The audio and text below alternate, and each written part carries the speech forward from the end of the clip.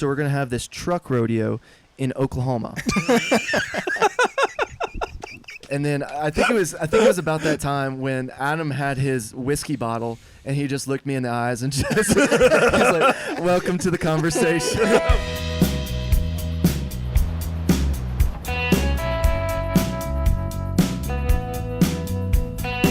Welcome back.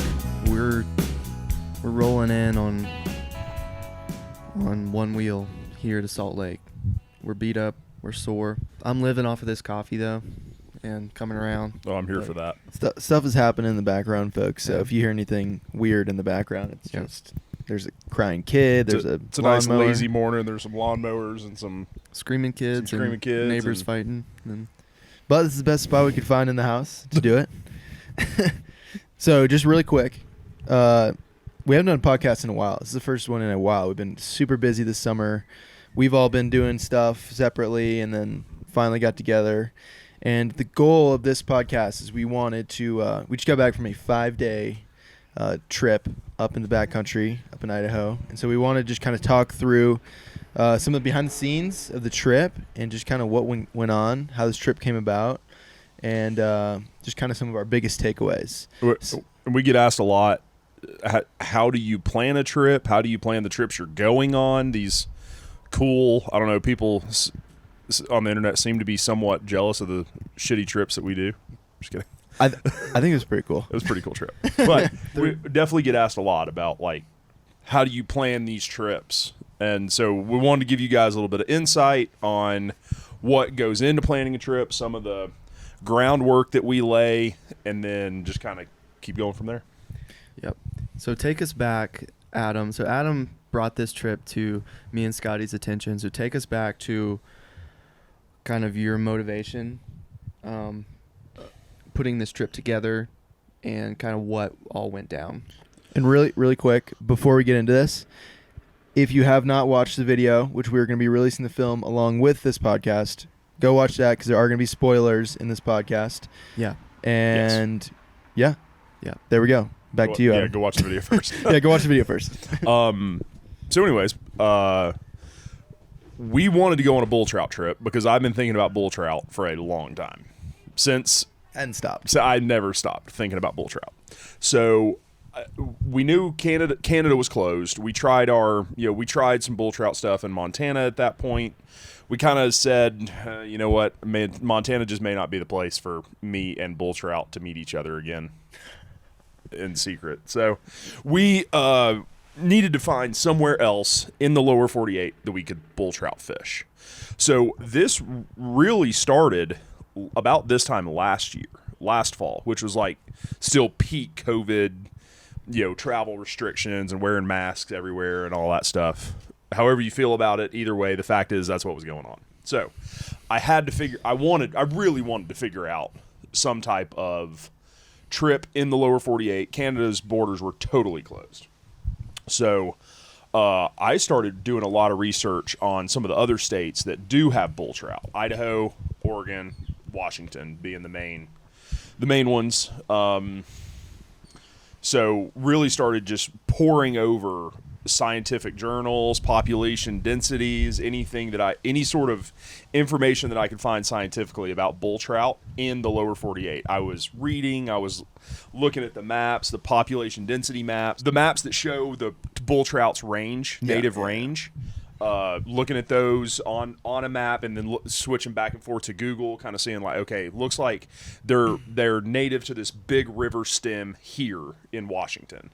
All right, so then now I'm going in and kind of on Google Maps looking over those areas. Okay, here are the rivers that, obviously any river that's connected to that main river is going to have them. So I'm theoretically. So I'm in there pouring over, just all this kind of stuff. So that's just kind of the start of it, how it happened, how I got back on the bull trout scene and just was trying to put something together because we couldn't go to Canada. And this came up really last minute because at least for us. Yeah. Well, we wanted to do a bull trout trip at some point this year. We tried last year Montana, and then this year we had the Short Bus Diaries planned. It got moved to, August, like early August. So we're like, well, probably not going to be able to do bull trout. Yep. And then that got postponed to October. Yep. And so we were like, shoot, we've got Hold up. August open. Hold up. We've got stuff that we can, things we can make happen. And so that's kind of how it came up. Yeah. I know you did a bulk of the kind of research in like finding this range in this area. So what kind of walk us through that process of, from square one of, have done no research, you just want to catch bull trout, to figuring out, okay, here are some zones, and then figuring out, okay, we should try this zone.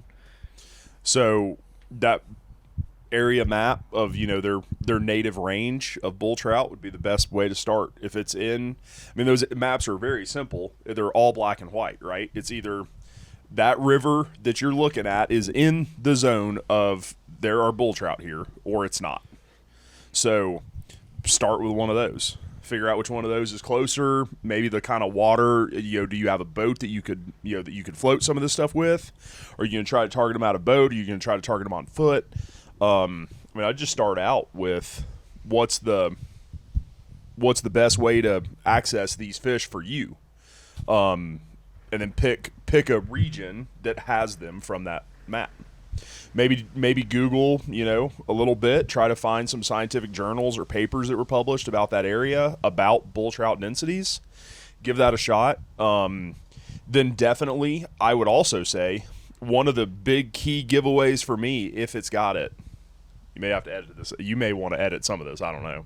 One of the biggest giveaways for me that they are there is if you look at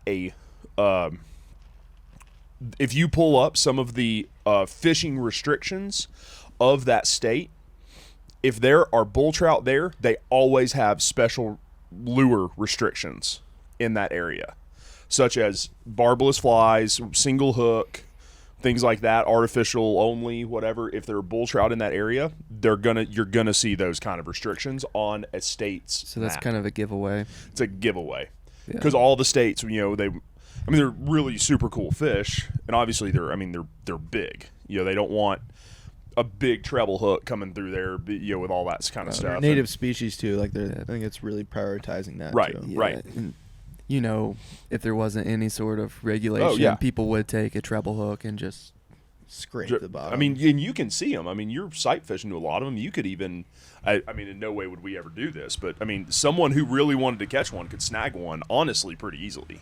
Yeah. Oh, yeah. If you, because you could stand over there and see the fish. It has nowhere to go in a lot of these holes that you find them in. Mm-hmm. So, anyways, that is a dead giveaway for me. Is there's always that now I'm sure there's some spots that aren't, and you probably know one, but a lot of the stuff that I've looked at, if the state knows that they are there, there will be a special fishing restriction on them for that area. Mm-hmm. I think one of the big things that we always talk about too for planning a trip like this, or really just any sort of trip where you want to find new water or find stuff that's like really good fishing, I think we always talk about is getting away from people, whether that is on a big river that's famous and just getting away from where people usually fish, floating on the other side of the river that guides float, or if that's driving 2, 3, 4 hours down a dirt road into the backcountry. Right. And so I feel like that's always been a big thing for us. That's so simple. Yeah. But and it can take you.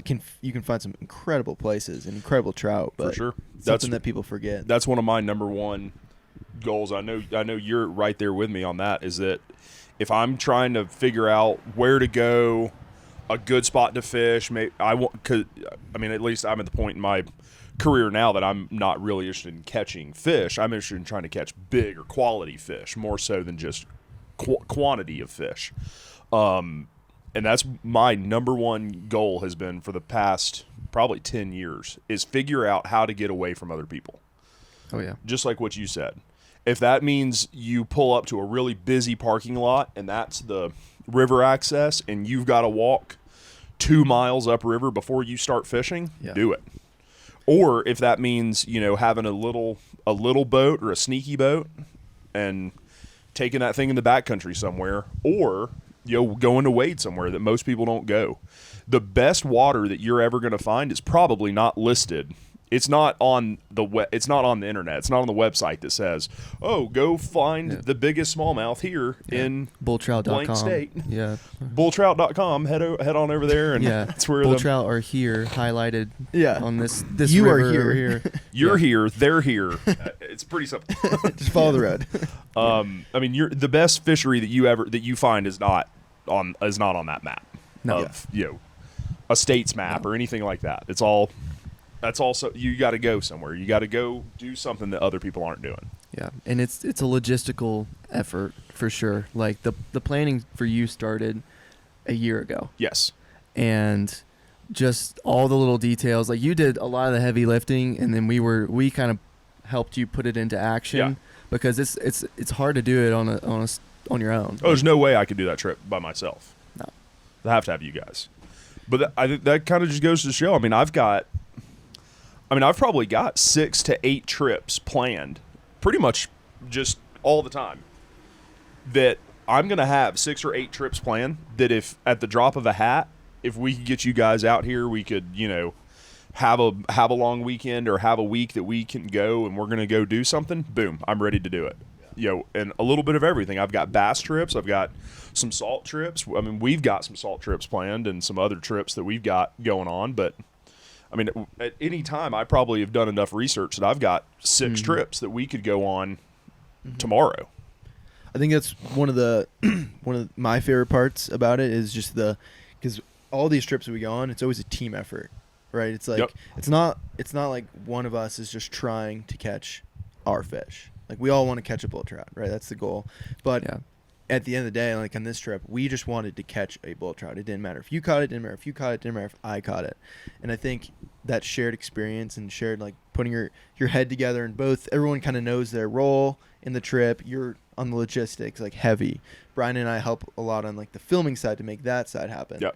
And I think what we've talked about too, for people who are looking to do trips like this or just looking to go on more, badass fishing trips, I think is first like find like-minded people that, whether that be people in your local community or people on social media that you meet, but find like-minded people that want to do these kind of trips and want to really go out of the way, explore kind of unknown regions and stuff that's a little bit outside the box. Yeah. They're tough to find. I know we said in the car the other day, I mean, I've got personal friends and I've got fishing friends.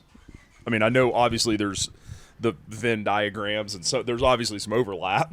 You guys are in, Hobo Steve is in, but I've definitely got I've got 2 sects of friends. There's the fishing people that I really go fish with, and that's it. And there's these are my like personal friends, or my wife and I's personal friends. Yeah. So definitely, I mean, I'll fish with a lot of different people. I mean, I've fished with a lot of people. It just, go somewhere local, go get a beer with someone and see, have a seat and see if they, see if you guys kind of have the same interests or the same, goals. If you go fishing, the same kind of, you like to fish a lot of the same water. And then if you do, go fish with them and see how it goes. Utilize social media and networking stuff. Like, join a fly fishing club. I mean, we have a lot of people that say, "Hey, I don't have anyone to fish with." You may not, but I don't think that's much of an excuse these days. If you don't have anyone to fish with, it's probably your fault. Yeah, and also gauge what level you're at. I mean, if I know a couple years ago, I probably wasn't at a level. We'll let this car drive by. Maybe someone is that Nickelback? Is jamming out to like 3 doors down at 10 a.m. 10 a.m. That's Salt Lake for you. If that's you, if you're listening to this, guy, good job. He's getting after it. But I think, like I was saying, a couple years ago, I probably wasn't at the level to do a trip like this. And maybe, you're not at a level, if you're listening, like to do something like this. But find people who can maybe help you get there eventually. Yeah, I mean, there's only one way to get there.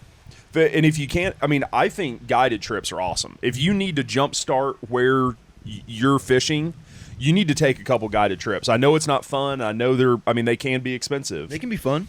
Oh no, I know that's saying not. I know that's not fun because it's Right. $500 to $600. But you know what? If you're serious about wanting to jumpstart your fly fishing career, you need to do 2 or 3 guided trips. Say you've got a big trip like this, you want to go on, you've got something like this coming up, and you're not at the level you think you should be at. I mean, your trips will be so much more rewarding if you would get a guide or take a class or do something, improve yourself and just practice in the backyard before you go would be huge. Oh yeah, for sure. So, Bryant, since this was your, so to say, first, I mean, you've seen bull trout and rivers and stuff, but maybe your first trip actually targeting them. Yeah. What were your expectations and like what was going through your head coming into this trip? Well, I've always, this started for me probably more than 4 years ago. I was living in Montana at the time, and I had seen bull trout in rivers, and it kind of piqued my interest. I was like, shoot, like Those are big. yeah, those are big. That's a big thing. Not a And cut. I really want to catch one, and so that kind of piqued my interest when I first saw one in a river. I was like, dang, that thing's humongous. Like, how does that exist in a little tiny river? Yeah. And so that piqued the interest, and then I had like 2 other trips planned with you guys, or was it 2 trips? Yeah, 2 trips. Yeah, It was 2 trips planned with you guys that I was just so busy at the time I could not go, so I had to back out, and so I didn't think I was going to get to catch a bull trout or get the opportunity to catch bull trout, and for like probably not another 2 years or so, and I was happy that this trip came about to get another opportunity to target them, because I haven't really had the opportunity to, throw a streamer at one, and target one. So I was pretty excited to come in on this trip, and I didn't know really what to expect, because y'all kind of got it dialed in Canada. I really hated that I missed out on that. Going to that trip, that's a pinnacle trip for how we all know each other. Yeah. So Go into the trip? Yeah, or just kind of explain like that situation and how we found everything. So that situation, like, I brought these 2 together in Hobo Steve, like, I don't know, 2.5 years ago or so, something like that. And that's, y'all like came together, y'all filmed something like right off the bat, and then I guess y'all struck up a friendship, and then it just, y'all kind of took off from there, and then y'all planned this Canada thing, the Northern Natives thing, and I was supposed to go on this thing. I had to back out like last second, and I was just too busy. And well, that trip was planned, and then you couldn't go, and so these guys. Yeah, I mean, Steve and I were like, we're going. Yeah. Well, Steven and I have been talking about it. I mean, it's everything that we want. It's big streamers and big fish. Yeah. Like, everything that I've ever heard about them was true. Yeah. And so I was super bummed. And then y'all had another one at the start of the last short bus, and I really wanted to get on that one to try to catch my first one, and that I had to come in like halfway through that last short bus trip. Well, you didn't miss anything on the. Yeah. I mean, you missed something on the Canada trip, but you didn't miss. You missed some anything. 6-inch cuts. Yeah, you missed 10,000 6-inch cut throat. Is what you missed. Yeah. They would eat So chubbies. I was excited to get an opportunity though, this time around, and it just kind of came out of nowhere. Adam's like, "Hey, we got this trip, and Dude, it happened so do fast. Let's fucking Yeah. go. Yes. Hey, y'all getting plane tickets next week, right? I was like, wait, shoot, yes, okay, this is actually happening. yeah." So that was cool, and let's kind of walk the people through the trip, like what happened each day, and yeah. We'll start out. We flew into Salt Lake. It's like our base camp. Yeah. Had to pick up the Red Rocket in the truck. Had to. And we had about a 10-hour drive up north to where we were going, and we all, I mean, love road trips. We definitely could have flown into somewhere up north, but I think it's fun. I always appreciate value the time in the car, For just sure. hanging out. And echoing what you said about like-minded people, I mean, like, you know you're around the right people when you hop in a car and you literally talk for 10 hours just about stuff you like to do and places you want to go, fish you want to fish for. That the drive up and the drive back were really good parts of the trip. Loved it, yeah. For sure. And man, our first day like really started on a high note. We Yes. We got off at this boat check situation, and I don't know if you want to tell. Oh yeah, tell the the story. people who we met. You were the one talking to this, Yeah. this fella. So you guys may or may not know, out here out west, all the different states are really big on stopping invasive species. And so if you're coming through with a boat, you have to stop. Yeah. Please stop. Please stop, because we saw someone who didn't and got pulled over. Yeah. Yeah. You have to stop at these boat checks where they will give you a little stamp, give you some paperwork saying we inspected your boat. It's not. I'm not saying you couldn't do it with a raft. It's not as much for kind of the Red Rocket boat, but it's more for the bigger boats that are going to different lakes and things and could move the zebra mussels and some different plants and stuff around.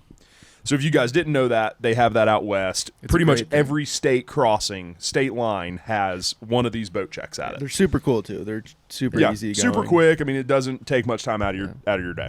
But you cruise in, they kind of hop out, you meet some folks, they come and look at your boat, they ask you some questions to see if you've been in any areas where anything is known to be, coming from or going to or whatever, right? So they ask you a couple questions. So we kind of strike up a conversation with this guy who is a very large man. I mean, there's just a lot of him. And I mean, not that he's fat. I mean, he's a big guy, a mountain of a man.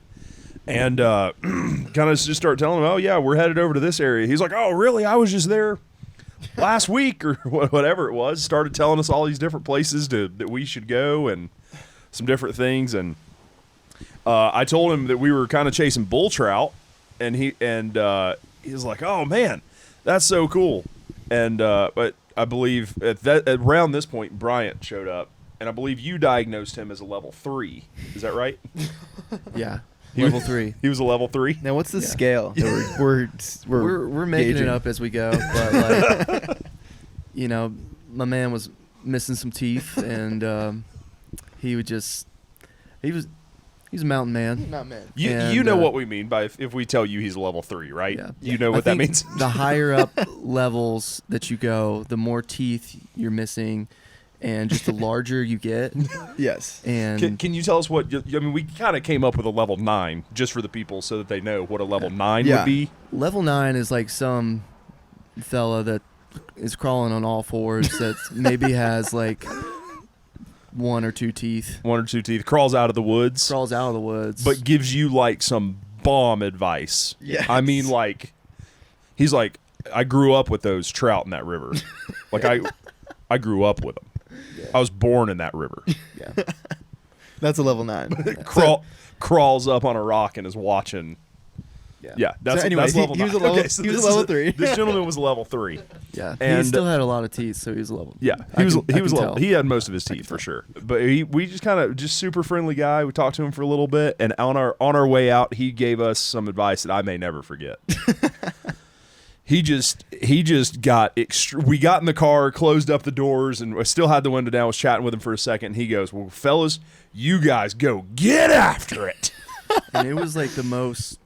You could feel it in your bones. Oh, it was guttural. From, yes. It came from like down deep in his chest, like, get after it. Like, and like when he said it, he was like shaking, and we're like, oh yeah, let's get after it. I mean, it was more of a command than anything. There was a vapor trail off that boat after we took off. I think we hit 100 off the on ramp. Floor it. Just floored it out of there. I was so jazzed at that point. God pulls us over. If we could find that guy. He was a great dude. We need to take him on our next trip. I need him in all of our trips. He's the hype man. I've never been more hyped up from anything than him telling me to get after it. He brings that good juju. Like when I was kind of feeling down in the trip, he was like my angel. Yeah. Or my beacon. Yes, my beacon of light. Like, there was a day where it rained on us and the morale was low, and I was like fishing there. I was like, you know what? I'm not getting after it. I'm not getting after it. Get after it. I've got to start getting after it. So then we take off. He was great. This is the first character of our road trip up. Then we this is just the first day. This is Here we go. We're not even. Yeah, we're strap in, folks. We so we get driving. We're at kind of the little town right outside of where we're about to lose service and go into the woods. And so we pull up to this little truck stop, one of the Pilot gas stations or whatever. There's sometimes they're a little iffy if you're gonna camp there and not a truck. Yes. It was one of those truck stop casino combos. Yes. Yeah.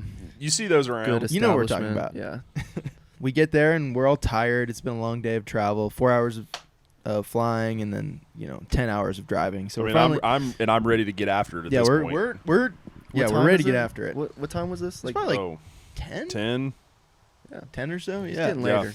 So we get there. Bryant runs over to the gas station to go to the bathroom, and I just get out and start changing. I was gross, and I was gonna change really quick. Is it? And we're in a parking. We're in one of those RV or not RV, but the big 18-wheeler truck parking lots next to a gas station.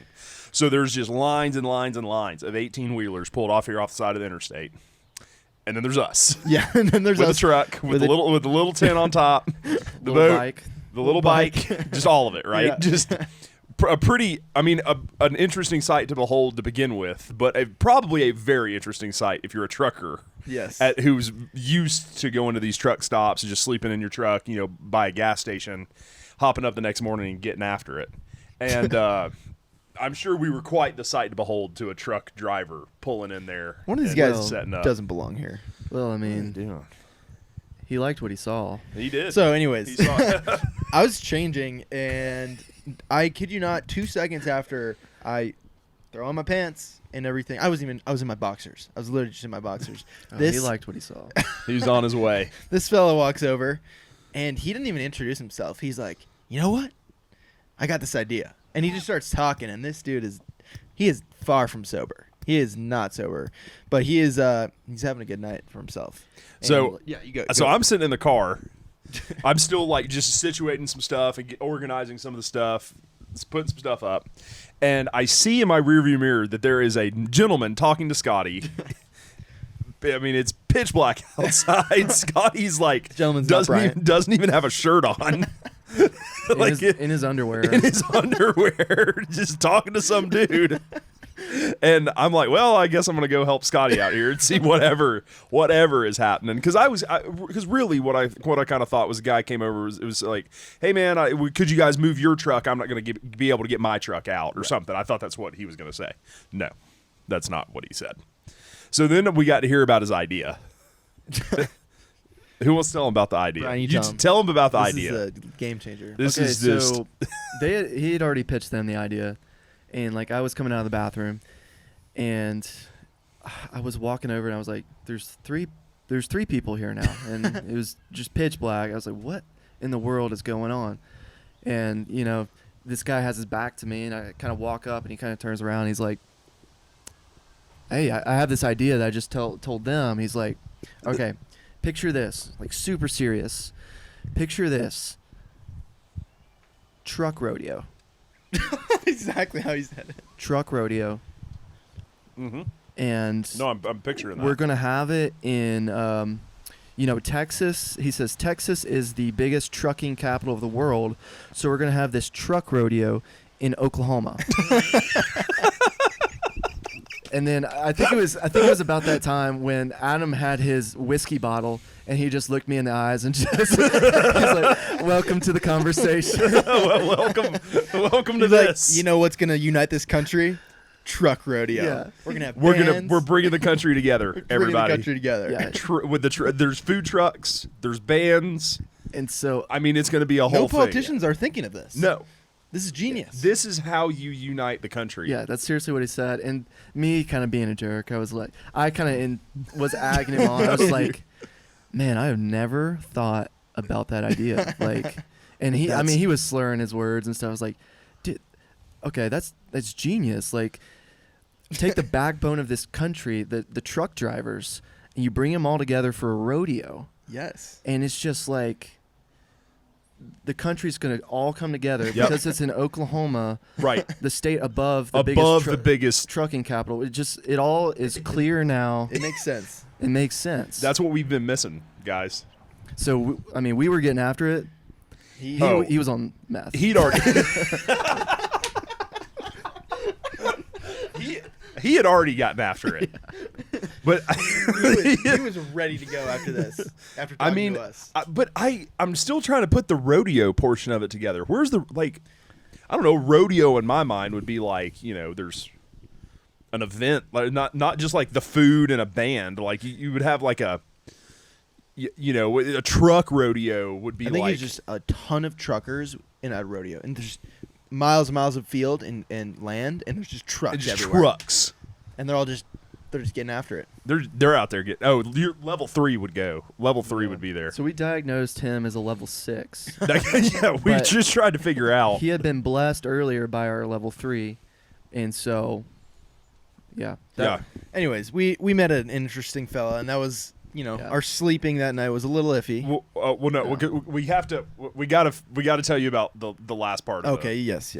And what you said last night was just the funniest thing, where he was like, "All right, he has a checklist. Yeah, he has a checklist in his truck, and spreading the word. And there's 2 ideas. Truck rodeo is the first idea on the checklist. So he finished up conversation with us and then went back to his truck, and we're like, and we said, we were like, all right, night, man, take it easy, we'll see ya. He went back, checked that box, truck rodeo, told the boys about the truck rodeo. and then a little while later comes back out. He's like, "Oh wait, guys, I forgot to tell you. You tell this portion." I was gone. I disappeared. Scotty just ran away. He saw him coming and ran. I was like, I'm gonna just go went and got in the truck. So we see him coming back, and I'm like, "Oh hell, here we go again. More truck rodeo." I had no idea what was coming. Well, so we are getting the tent open. It's like almost like we're about to climb up in there. Here he comes again. He's like, "Guys, I forgot to tell you." Extremely important. Like there was nothing more serious than this. He goes, "Metallica is re-releasing an album, a 30-year edition." Black edition. The black edition. And vinyl, and I've already got the shirt from it, and it's coming out, and I've already got it on order. It's going to ship the day that it's available. And he starts kind of telling us a little bit about the album and saying a little bit for us about it. And he's like, "All right, guys, well, that's it. I'm gonna good night." And so he climbed back in his truck and checked off that. Check the second box. Truck rodeo. I can go to bed Metallica now. 30th, and that's his to-do list. Yeah. So. You know what? He's a simple man, and I love that about him. Yeah. We're just poking. My man out there was having a good time. Oh yeah. He was having a great. He was a nice dude. He was a very nice guy. I entertained all of his ideas. I heard him out. I wanted to hear what he had to say about. I needed to hear the ideas. And, y'all just know that while y'all are at home viewing this, and while you're on YouTube, while you're just living your everyday life, there's some dude on the side of the road that's jacked up about a truck rodeo and Metallica. And he's grinding. And he's having a good time at every single truck stop he's going to. He's living his life. Uniting this country, one truck stop at a time. There's going to be plenty of people on here who are like, yes. Like that dude better get on it, or else one of these people. One of these guys is going to do it, and it has to be in Oklahoma. I hear too. Has to be. Texas is #1, so you do it in Oklahoma. Yeah. So there was all this buildup. Yeah. And we came away the next day. We thought we woke up the next morning, and it was time to get to work. It was like, all right, where are these bull trout at? We were talking to some firefighters because there were some fires. Highway patrol. Yeah, highway patrolman, sheriff. Yeah, sheriff. Yeah, it was kind of cool. Everyone was kind of there in a close vicinity that next morning, kind of starting their day out. It's a very small town. Deal. And so we're like, okay, there's the sheriff pulled right up next to us at the gas pump. He let us know some intel about some possible roads that might be closed, and so that's the thing with this time of year out here is just you have to deal with wildfires and there's a lot of smoke and there's a lot of road closures too because obviously you're not going to be able to go in an area that's burning Yeah. down. So we got some good intel from people in the town, and it was time to get to work to find these things. And like we went off and lost cell service, and that's kind of when our trip started. It was a tough trip the first couple days. And so the highway patrol or sheriff, whatever he was, says, didn't know if that road was going to be open that we planned to go in on. So he's like, oh, well, there's some firefighters over there at this little base camp that they'd set up for, kind of down in the city to go fight the fires up in the mountains, kind of where we were going. He was like, you ought to run over there and just talk to some of those guys. Because they would know. Because they'd know. They're on site. They're on it. Yeah. Yeah. So I was like, oh, yeah, okay, cool. So we were about to leave and drive in, but instead we kind of drove the other way a little bit. Just kind of drove around the town, found this firefighter camp. It's not like you can just Google that stuff. Yeah. Found a firefighter camp and just kind of parked the truck and walked up and said, hey, fellas, what's up? What's up? Let me talk to you real quick. We're trying to go to this area, this kind of campground that, that we found on Google. Just was my only real tangible area to tell them where all along this road we were trying to kind of go. They were like, "Oh yeah, okay, well that should be open." And one of them, they didn't really know, but they were like, "Yeah, that should be open." And one of them calls up his buddy for us as we're sitting there, and is like, "Oh yeah, that's that. There's a mudslide, or what was it, a landslide or a mudslide or something that was somewhere in there." But he's like, "Yeah, but you can get to that campground area you're talking about." And we're like, "Holy cow!" Like, just pulling out all the stops to help, just to help us out. Yeah. Calling his buddy who he thought would know, and his buddy's on the phone like, oh yeah, it was open for up till that point. And we're like, dang, okay, cool. So anyways, got the good intel that it was open, just to save us the trouble of driving all the way in there to figure out that it's closed at the area where the fire might be. But that was it was a sick drive in. That place is beautiful, man. Yes. Especially early morning. There's something about when you lose service like that. It's just like, well, whatever problems and issues that were going on before I came in here, whatever unanswered messages I had, doesn't matter now. It's a good feeling. Gone. It's a good feeling. But you get in there, and we probably drove for, 2 hours in there? It was like 2.5 hours down a dirt road. We finally hit the river, which was great. I mean, probably an hour in. Yeah. And then we just kept driving along it until we found some spots that we liked, which was like floatable spots. Yeah. Because we had the Red Rocket with us. Yeah.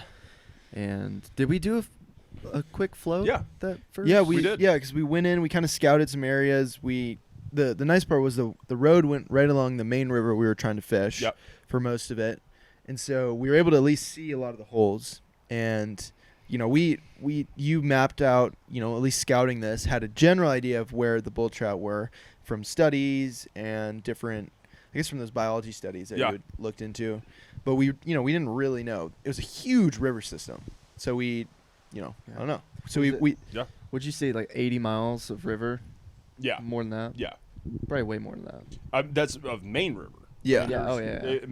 So Tons of many trips. more miles. Oh, And there's like almost just infinite water Yeah. up there. You could spend an entire summer and not hit Yeah. the same hole once. Yes. Down there. Yes. But I mean, so we ended up finding a float, and this is something that's so new to me. Not anymore, but it was so new to me with starting to fish with y'all. I was so used to just when you float, I thought, okay, you have to put in at a boat ramp and then take out at X boat ramp. Not if you have the Red Rocket. Right, but the raft has given us we literally threw the raft off a bridge. Yeah. At one of them, and so we basically were scouting just where to put the boat. Yeah. In. There were no boat ramps. There's no boat ramps at all. We didn't see one boat. Nope. I don't think people Zero even boats. think to float down there. No. I mean, the people were stopping on the road looking at us like, what in the world are they doing? And this is not like the best boating water. Like this water was skinny. Like if it was up a foot, maybe it would be a lot better. Yeah. But I don't think we would have had to got out of the boat if it was up even a foot. Yeah. It was right there. Yeah, it was right there. It was hard work. Like I had to get out the boat, or all of us had to get out the boat and push. Yeah. And we got in some weird situations with skinny water and Dude, that one. yeah, one situation. I think that was second day, Yeah. right? Yeah. Yeah. That was second day. But for the first day, the really Yeah. cool thing was we did end up finding that bridge, and then we just dropped the boat or the bike downstream. We're like, Yeah. we'll we'll figure it out. Yeah. We'll get there eventually. And we're putting in, and we find this campsite there's some folks down there, and it's the only spot that touches the river, the only spot that we can drop the boat in. So we just went over there and, hey guys, do you mind if we just slide our boat in really quick? And they were taking off anyway, so they were super cool about it. Yeah. So we got our stuff ready and started loading the boat, and I think we had the idea of potentially doing a catch and cook with some whitefish down there, because you could keep whitefish there. And so you were like, "Hey, go ask them if they have some butter or oil." Yeah, we were just like on the way on the way out. We kind of thought like, man, we could catch a couple whitefish and cook them up. Like that'd be interesting. And had you had whitefish before? Yeah. You'd had it. Yeah. You'd never had it, No. and I hadn't had it, but I'd heard that it was good. I mean, multiple people have told me that it's actually really good fish. Yeah. Especially if you can cook it right or whatever. And I was like, man, like that'd be kind of fun to do, and we kind of pair that with one of our freeze dried meals that we had. Yeah. We were. I appreciate the effort that you put into the prepping, but we were going to be living off of MREs for the whole time, freeze dried. And we found out later that we did not have as much food as we thought. Like we ran out of food pretty much at the end. Yeah, we did. And fortunately, we did run out of food. But when I was asking them for the oil, they're just like, "Hey, we're leaving. We're heading out of town. We've got all this food that we didn't use. Do you guys want it?" Yeah, y'all want it? Brats, burgers. Yeah. They had snacks. They had a watermelon. They had all this stuff. And they were just like, yeah, y'all just want this stuff? Sure. We're like, which saved the trip. So shout out to those people. Yeah, really saved us. But Really nice. but all just because you went and had said like, hey, do you guys? I mean, I just figured they might. Like maybe they brought like a stick of butter with them, and they still had just like a little piece that they were going to throw away anyways. Which they ended up having, like half a stick of butter and a bunch of oil and all sorts of. And then they were just like, well, yeah, you take the rest of this stuff too. Which I mean makes sense. If you guys ever see anyone that's like leaving camping, be like, hey, do you have any food that you're going to throw away? Yeah. Because this was a big family, obviously, camping trip. There were, dad, mom, and kids, and grandparents, and, so, I mean, they were not out here getting after it. I mean, they were just hanging out. I'm sure ate, I'm sure we got their sloppy second leftover food that they didn't want to eat, but to us it was like, oh shit, Man, that's good. We needed it with the work that we put in, dragging the boat and lifting that boat out of the river basically by hand. I mean, it's not an easy thing to do, and just everything's a logistical effort. And so we got all that food and we went down and we caught some good fish that first. We caught a lot of fish that first day on nymphs mainly, and we had some streamer. Couple dries. Couple streamer eats, I had a really good streamer eat. That was cool. Yeah, a couple dries too, and just kind of dialing it in, just trying to figure out, what the fish are like, where they're sitting, the kind of water, just kind of starting to put everything together. And the first time any of us had ever been on that piece of water. Yeah. So I don't know. I mean, it might be interesting. Like the very first time you get on a piece of water, what's the first thing that you do? I mean, like, do you tie on a purple haze? Yes. Just give me the smallest dry fly in your box in 6X, and I'm good to go. Wow, that's awful advice to the viewers. Don't listen to that. Don't ever listen to that. I mean, I mean, definitely feel the water. Water temps, obviously, especially in the summer. I did say that. Hey, this is a little warmer than we thought it would be. What I thought like bull trout would live in. I'm not a bull trout expert, but but I mean, you were right. Turned out to be 100% right, but you were right. Yeah, I mean, that was the first indication that, because it was really, really deep holes. Like, the holes were really deep. Yes. And we were like, this is bull trout water. Like, we got deep, heavy sink tip. We're going to be able to get down to them. But that first, stepping in the water, you're kind of like, ooh. It's a little warmer than I I mean, it's definitely expected. cold enough to fish, but you're like, you know what? Yeah, I don't not know. dangerous levels of, not like, that we should think about not fishing this. Definitely not that. But from our experiences, it's been like, even middle of summer, you stick your foot in this water. In and Canada, it's like, you're like, oh God, it's cold. Yeah. So we were kind of like, oh, that's interesting. But I mean, what about you? If you're going to get on a brand new river, you're not sure what's going on, you've never fished here before, so you probably haven't fished. I mean, what? Probably 4 hours is the closest place to this you've ever fished, right? So kind of where we were. Probably. That's probably about right. How For far me. Something like that. Yeah. How far is blank from blank? Yeah. About like 4 hours from where we were. So Blank from blank. Yeah. Yeah. So I'd only fish about 4 hours from here, anyways, too. So I fished 2 hours away from there. Oh, okay. So what do you do the first thing? Like, if you're showing up to this river, you've never been on it, we just got the boat in the water, what are you going to put on? Shoot. I mean, the safe thing to do is to nymph, I think. Yeah. And always what I try to do is just look on some of the rocks and see what's hatching out. Like, Yeah. usually you'll see some big stones, and we did see some big Yeah. stone We saw casings some stuff initially, and some caddis as well, and so It obviously makes it a lot easier if you get on the water and there's bugs flying around. That's obviously the easiest thing. It's like, oh, well, that's a sulfur. Okay, great. Or, oh, there's a mayfly. Great. yeah. And we saw some hoppers too when we did positioning Yep. the boat, trying to put the boat in, and so we're like, okay, there's hoppers here too, making little mental checklists Yep. of what we see, what we're thinking about using. And so, I mean, I started off with a streamer. These guys were nice enough to let me start off because I never caught any bull trout before. Any fish, really ever. Yeah, really ever. And so they were teaching me how they fish for them, swinging these streamers through holes and stuff like that. And it was just hole after hole, though, of just nothing. Oh, it's perfect water. Perfect water, but just Nothing. No. I mean, I maybe had a little cutthroat flash at a streamer, but it was really nothing on the big streamer.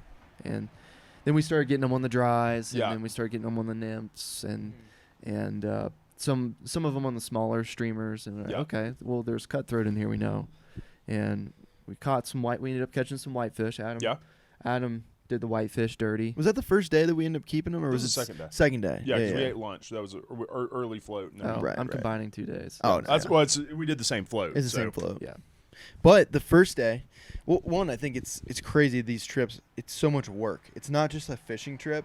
I mean, when you're camping like this and you're having to pack the tent up every morning and pack all the food up, pull out the Yetis, put the rafts up onto the trailer, like drag them out. I mean, it's like, at the end of the day, you are pooped. Yeah. And there's no time for any dilly-dallying. And then Can you dally-dilly? you can dally-dilly, but no dilly-dally. There's almost no dilly, but there is some dally. Yeah.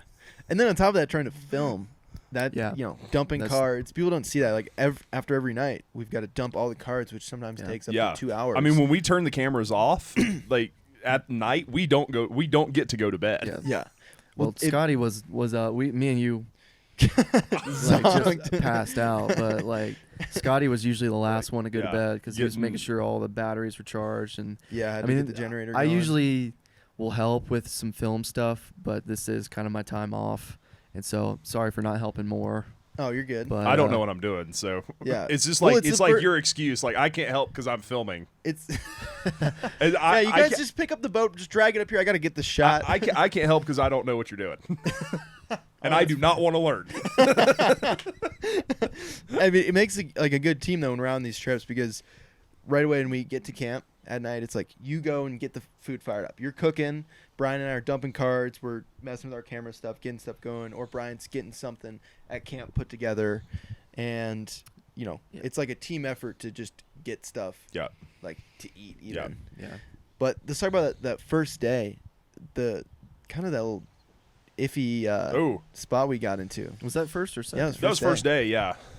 Oh.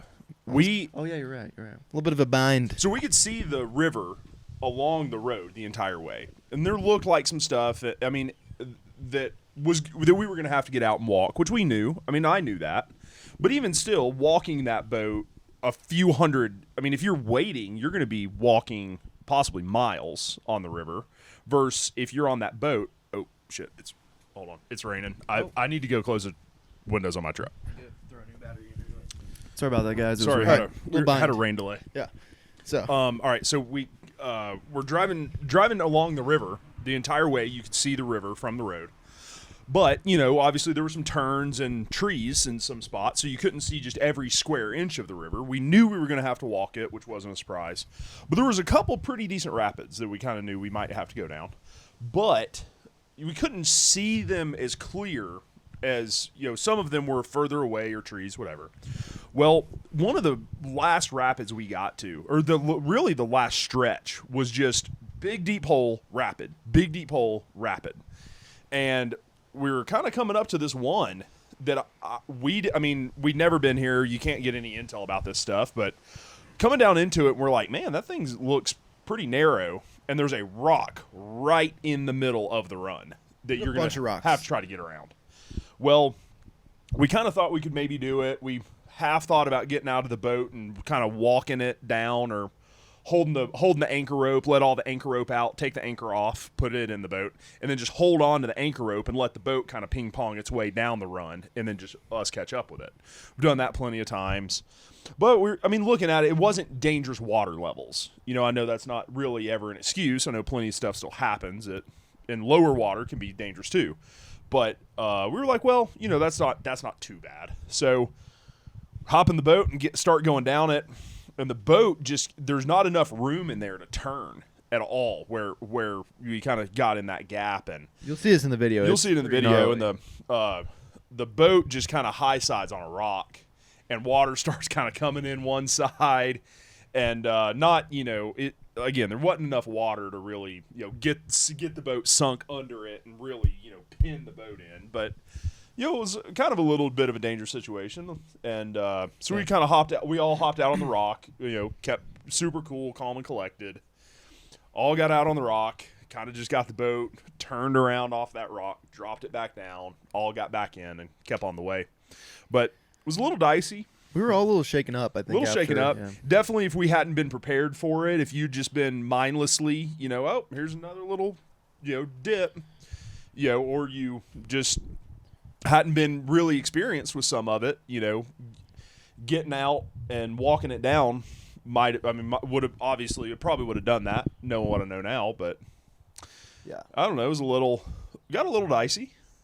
Yeah. If you hadn't had your things, if you just had your camera on the floor, we zipped everything up, dry proof. Yep. Water. If that was a drift boat, it would have been sunk.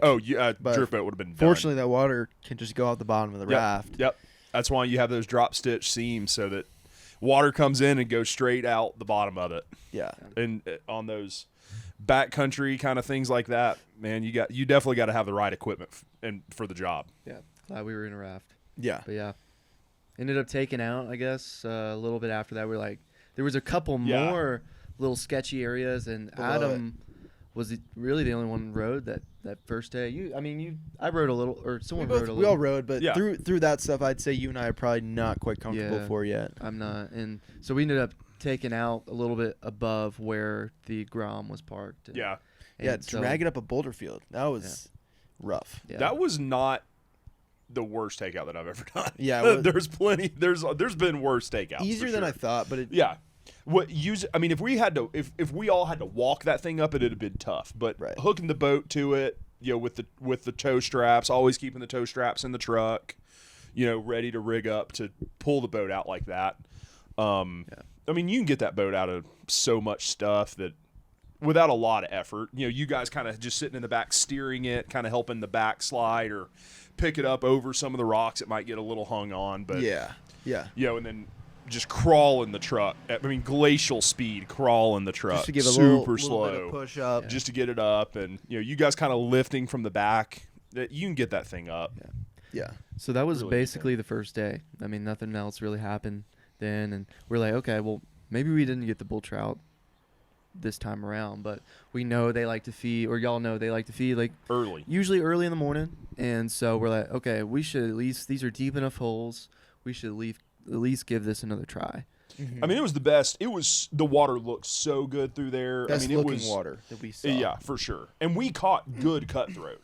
If nothing else, the cutthroat fishing was going to be a great day the next day. It's consistently bigger than anything else that we caught. Any of the other cutthroat spots that we went to. We caught bigger cutthroat there. And it was better streamer water. The cuts were eating that streamer really good. Yeah. Even when we were trying to bull trout fish, throwing our big bull trout flies, you'd still get bumped. Yeah. You might think, a bull trout just swiped at it, but it was cutthroat trying to eat 6-inch streamers. And you're like, oh, God, that's cool. Yeah. So, we still knew that it was good, productive water. We knew there was fish in it. Yeah. But, we started out that second day, and we just kind of were doing the same thing. And really the only thing different about that day is we took out a lot sooner than the dicey areas. It wasn't. Actually, we only took out right above that kind of sketchy, that one sketchy area. Yeah. So it was the same float, Yeah. and we did about the same thing.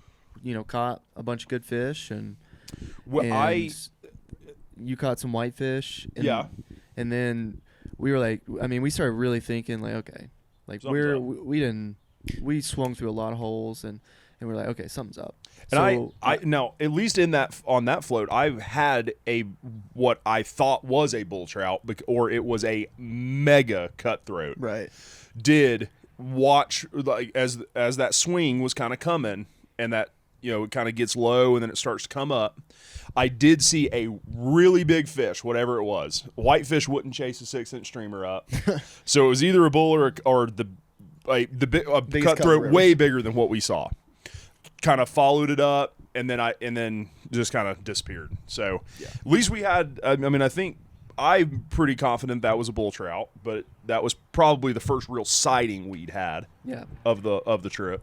And so I have some goggles because I was running underwater housing, and I was like, okay, I'm gonna figure this thing out, and we're gonna park at a deep hole, and I'm gonna look down, and man, I dove down a little bit, swam around, and was just looking. It was just whitefish, maybe a cutthroat here, a cutthroat there, and just like nothing. And I'm like, okay, this is weird. So I was like, let's go down a couple more holes, and I would stick my head in the water, look down from the raft after we'd go through a hole, and whitefish, and there just wasn't a lot of other fish. There was bulls. A ton of whitefish. No, I didn't see any bulls in the goggles. So and as we know, when you see that time of year, when you see one, they're in there. Yeah.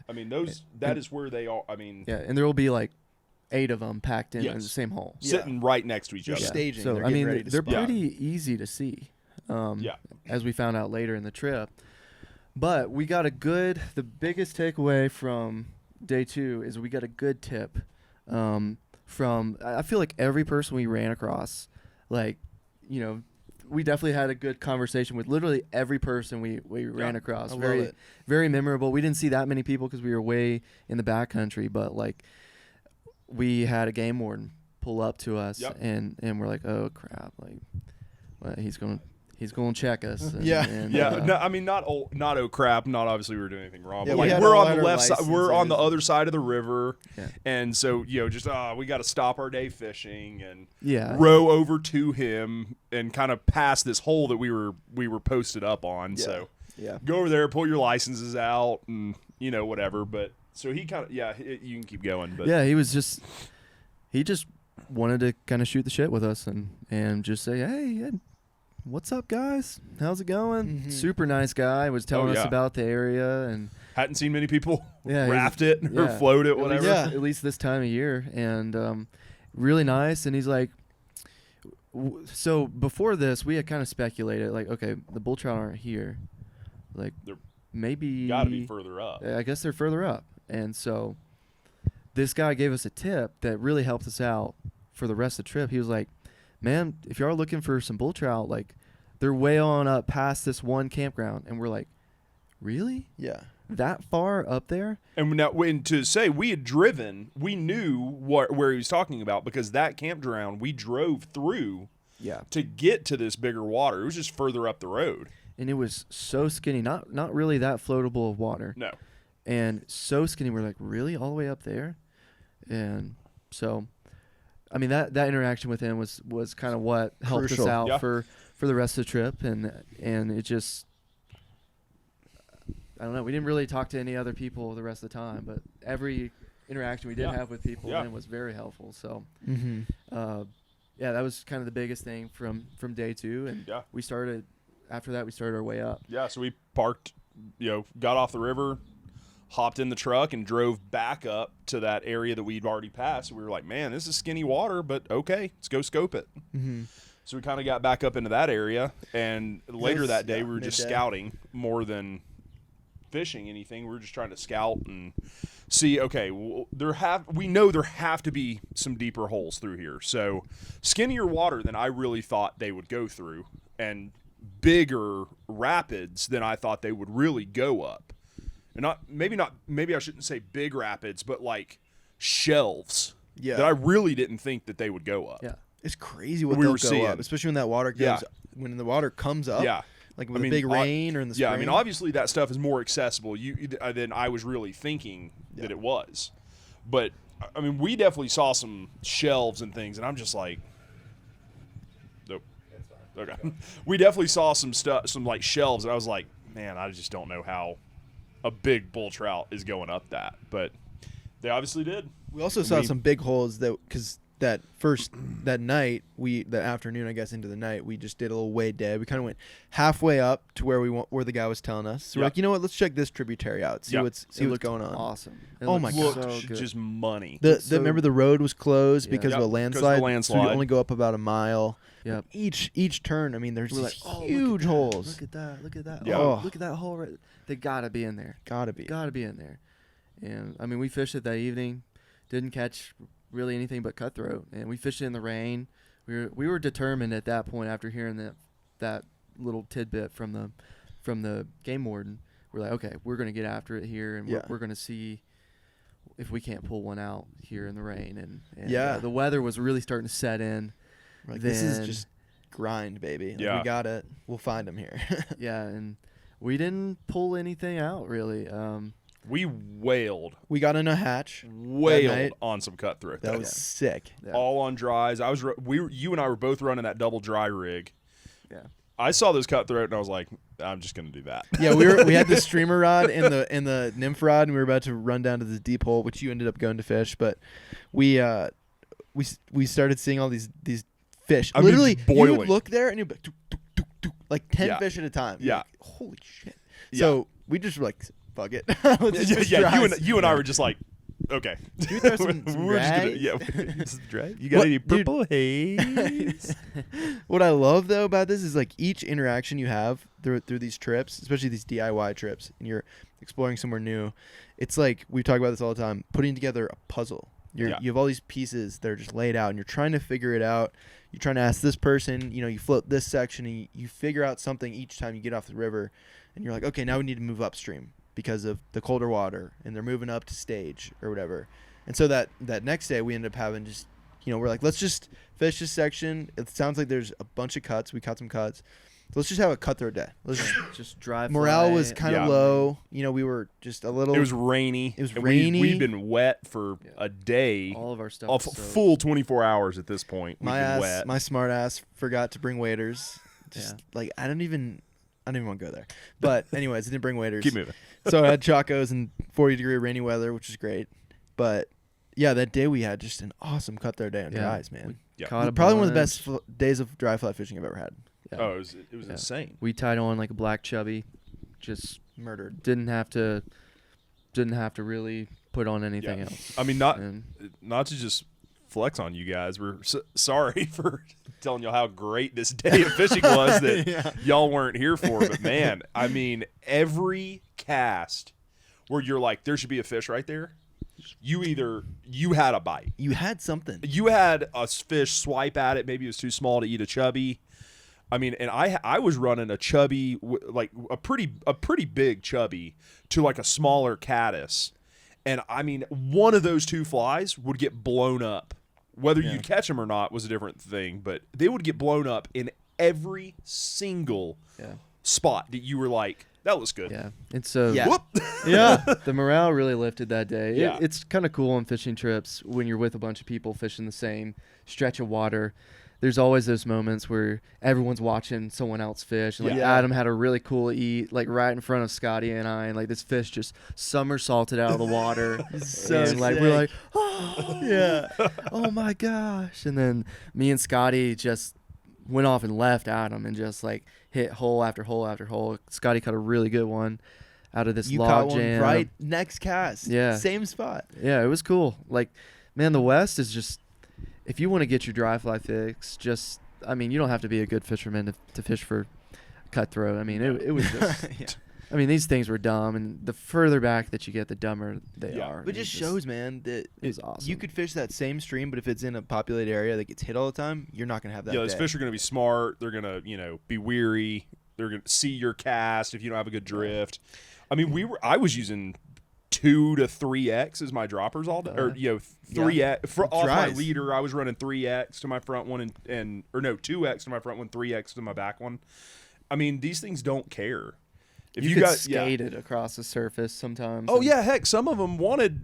You caught a couple on the Yeah, I skate. caught a couple freaking. I would drown them in those deeper holes. I couldn't get them to come up, so I'd just do this awful cast, just this pile cast at the top of this hole. Let my line sink where you could still see these chubbies, and I'm standing up here and just stripping them like streamers. And I caught a couple. Yeah. Like what are you doing in there? Yeah. Yeah. But the biggest takeaway from that day, our first bull trout was caught. Yes. That day. Yep. Yes. On a black chubby by Scotty. Caught the first ball of the trip, baby. It was just like, it was so random. We're like, Huh? pocket water. there's one. Yeah. Oh, okay. I was like, got a cut. It was just right behind a rock, like any cutthroat. Yeah.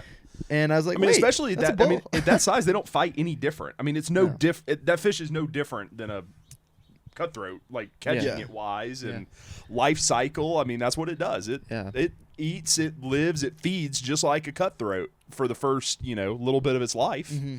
And when you catch them, they don't act any different. They don't fight different. It's not like catching a smallmouth versus a catfish. Like it's or maybe like a brown trout that bullies you versus a rainbow that might jump or something. Like it just And so, yeah.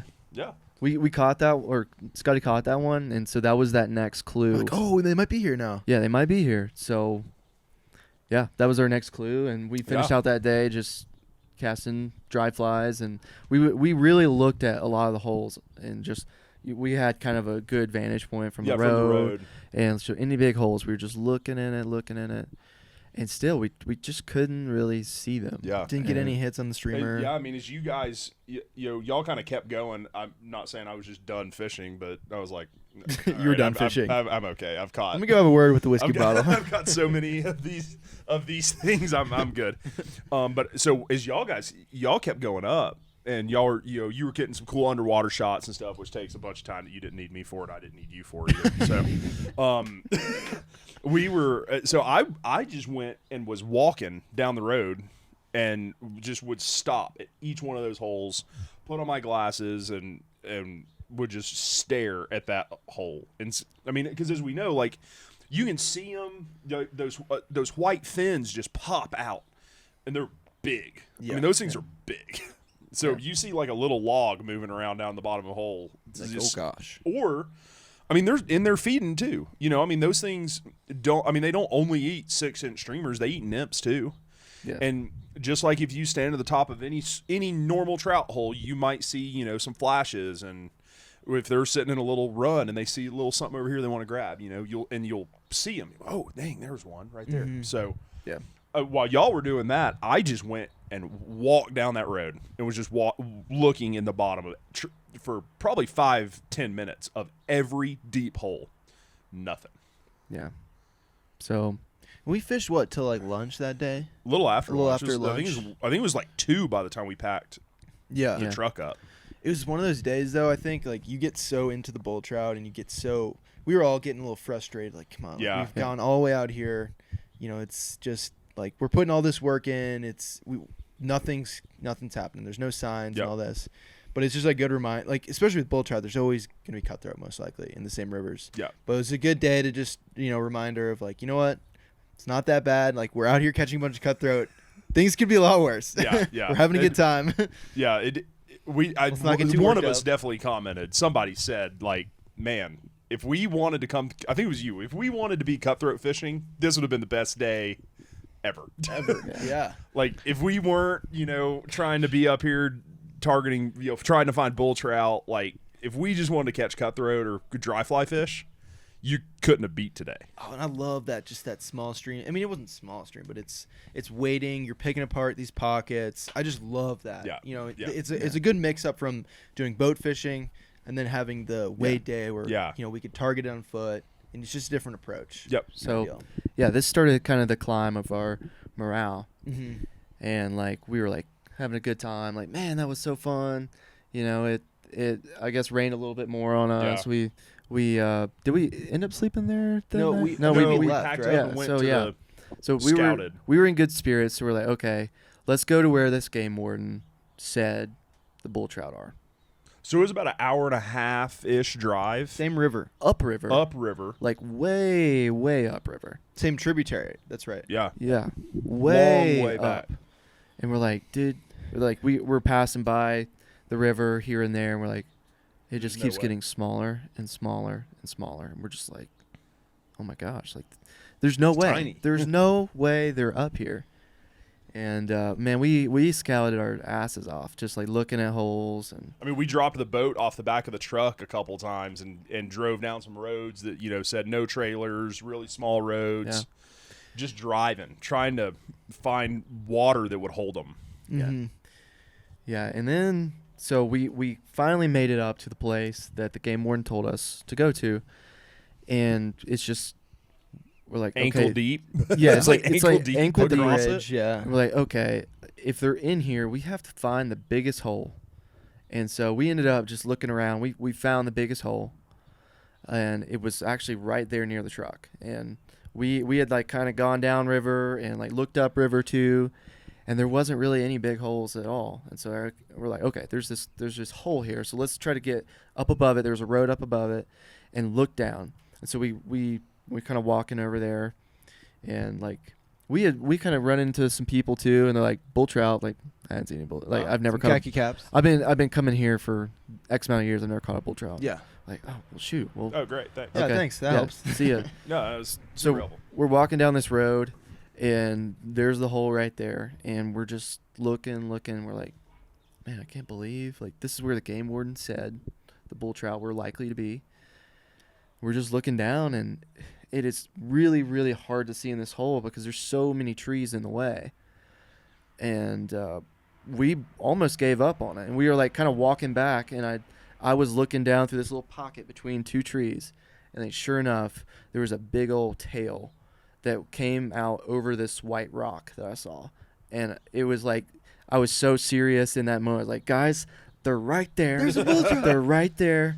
I promise you. And it took them a second to, I was trying to say, it's right next to that white rock. And then everyone saw, I guess the water kind of cleared up for a second. The sun came out. Yes. Remember that? Yeah. Just for a second. And then big tails. And then there was one right there. There was another one in Yeah, front I think of it. we There saw was- 3 or 4 Yeah. sitting Yeah. at the back of that hole. And so the morale We're like, oh, we really, found him. Through really a spot. peaked. I mean, through a spot that was this big. Yeah, through the trees. And we're like, oh my gosh, they're here. This is it.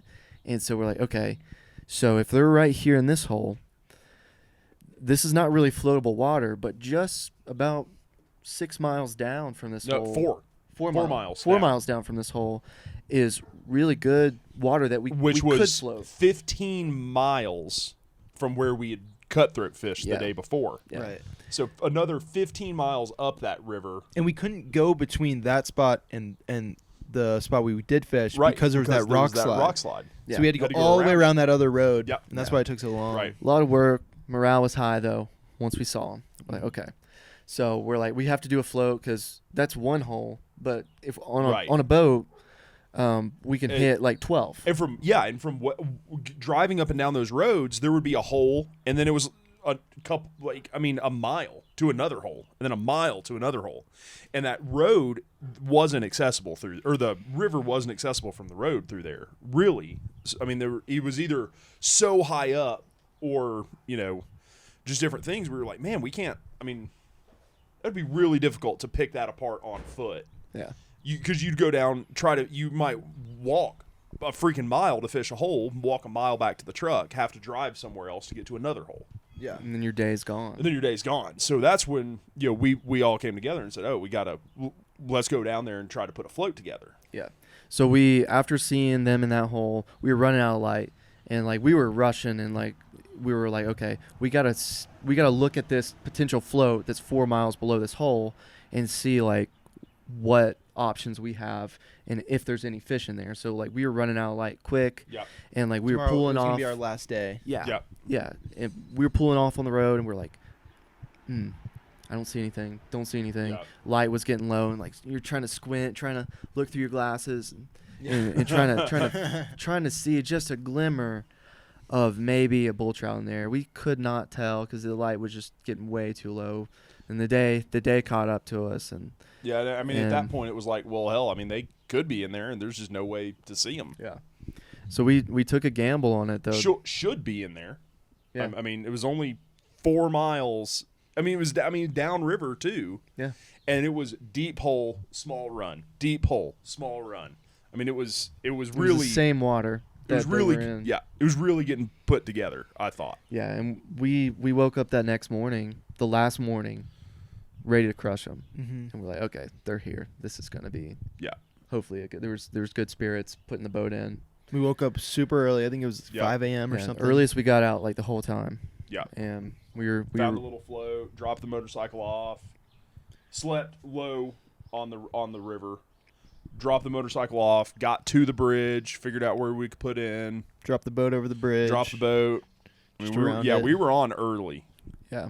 It was cold, and I'm glad I had waders. I'll tell you that. Water was cold. I can confirm that. Yeah. It was definitely cold, and we're like, okay, this is it. Like we found the float, and man, I started out the morning, and up on the top of this float was some really, really good looking slow holes that bull trout should be in. Not saying they weren't in there. They probably were. They probably could have been. They probably were. They could have been, yeah. I looked in some holes with the glasses that might say otherwise, but with the goggles that might say otherwise. But I went to the first hole, swung a streamer through it. I mean, sun was terrible. Yeah. I mean, it was cold. Rainy, it was super cold. Yeah. And I don't know how active or whatever, but I mean, they could have been in there and we couldn't have seen them maybe too. They could have been deep too, you know. I mean, I don't know, but I fished like the first 4 or 5 holes. Then Scotty got up in the front, and there's this like tension in the air. We're like, okay, we gotta find them. You know, they have to be in here. So I mean, our buddy told us we had to get after it. Yeah. So we were doing that. I was just doing what I was told. Yeah, me too. But we hardly caught. We caught one fish. We caught one fish the whole day, and I can't believe that the cutthroat weren't even in there. I mean, we tried when y'all would go down to a hole or whatever, and they need fish the dry. I would try nymph. I tried nymphs and dries. Yeah. And we caught one fish that whole day, or that whole trip, the whole float. So I think what was crazy about that float was obviously we knew we were going to get out and have to pull the boat. Yeah. For a lot of it. A lot of the shallow water. To get to some of the deeper holes, it was a little iffy if we were going to float through there. So still quicker than waiting. And it's nice because you have all the gear in the boat, and we can just hop out really quick. And usually, like, you guys were in the back because you all had waders, so you could just push around, and I would jump up front or hop out really quick. And I also, we were kind of going through some of that, like, pocket water that was, like, you would have to jump out and then jump back in when we could float. I was just throwing the streamer through some of the pockets because back home, you know, a lot of browns, all catching that stuff. And there was this one deeper section, so I just kind of threw the streamer in there. And on the first strip through, I mean, you couldn't even really strip. I was just kind of pulling it through. I still am convinced it was a bully because it had that bronzy side to it with those spots. Yeah. And biggest fish I'd seen chase just comes out, and this was probably 10 feet from the boat. Pull it, and whoo, I was like, oh my, you guys heard me scream. Yeah. I was like, oh, bully. And he missed it. He missed the streamer. And so I cast back in a little bit downstream and then catch a cut. I mean, it could have been the cut, but I am so convinced it's a bigger fish. Yeah. But, you know, the mind makes stuff up. But, yeah. Anyways, it was a really nice cut. I mean, it should have been. I mean, there's no way that they are devoid. Like that. Like every fish in that river is not in the one hole. Yeah. Yeah. But so we at least caught that cut, and that was, you know, it was a really nice cut. So it's kind of funny to be disappointed that it wasn't a bull. Yeah. And in any normal day, be like, an awesome cut. It's a badass cut.